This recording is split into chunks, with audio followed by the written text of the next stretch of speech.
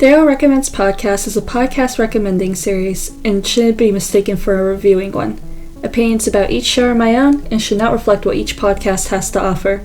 Content warnings aside, I believe if any recommendation in my series interests you, you should give it a chance, regardless of how I personally feel about the show. What a lovely little neighborhood. What lovely little houses in their lovely little rows. What lovely little chimney stacks coronating each lovely little roof. What lovely little birds swooping and chirping and lining the telephone wires, patiently waiting for something. What are the lovely little birds waiting for? What a lovely little thing to have to wonder about. Little Street is nice to look at, like a row of teeth in a smile, and right at the edge like a molar is house number 1. In many ways, it is like a molar, isn't it?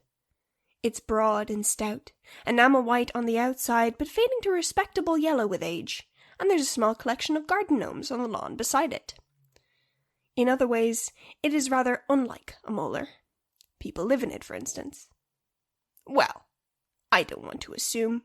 Perhaps people do live in your... We listen as our totally reliable narrator tells us the stories of the residents of Little Street, looking into the lives of each house and the secrets that they have. Neighbourly is a horror anthology following different stories that may, or may not, interconnect in some ways. The show is only 2 seasons currently, with the eventual 3rd one on the way. So this is a podcast I listened to quite a while ago. It hasn't updated in a bit, and I saw recently that they are working on season 3. So if you are somebody who's like, oh, but if it's been a while since a show's updated, then that means they might not be working on it anymore. This is not one of those cases. So hopefully maybe we'll see a season 3 announcement sometime soon. It would be really funny if at the point that I post this that they're like, hey, we got a release date for season 3. I have had that happen before with some shows, which gets really funny. But overall with this show, it's a very good anthology if you want something that's a bit whimsy. It is a horror podcast, so there's some stuff that gets horrifying.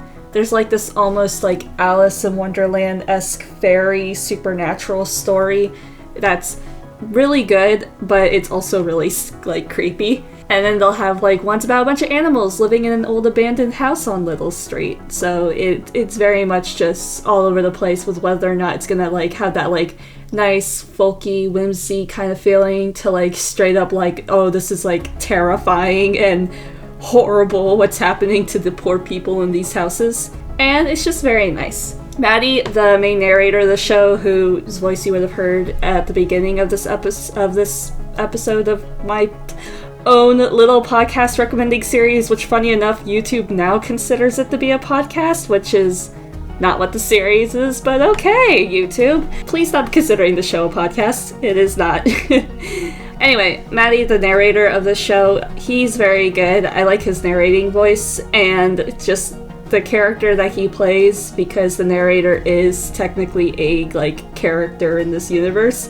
It's kind of an asshole, but I think it's really funny to just have a narrator who's a bit of a dick. And it's just very fun to like listen to him talk about the like little stuff that's happening in Little Street. But overall for this show, it's just a nice like, it's kind of like one of those shows that like a couple podcasts I recommended in the past, I've labeled them as like podcasts that are really great to listen to when fall starts rolling around, and this is like one of those shows.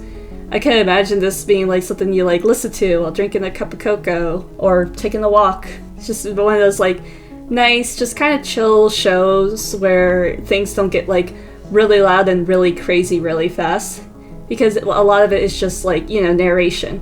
And because it's like a bit of an anthology that kind of has like a linear timeline, it just follows different characters each episode. It's not in the way that like Hello from the Hollywoods is with its narration.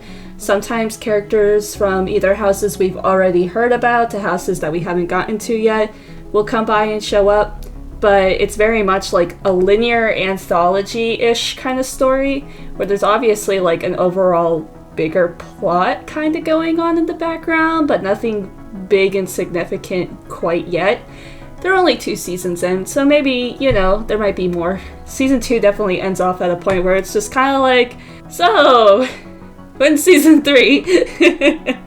And as always with like shows like this, any content warnings that are applicable with it is more of an episode by episode basis. If you don't like general scary horror stuff, there's a couple of episodes you might want to be a bit wary about, but each one's have their own set of things.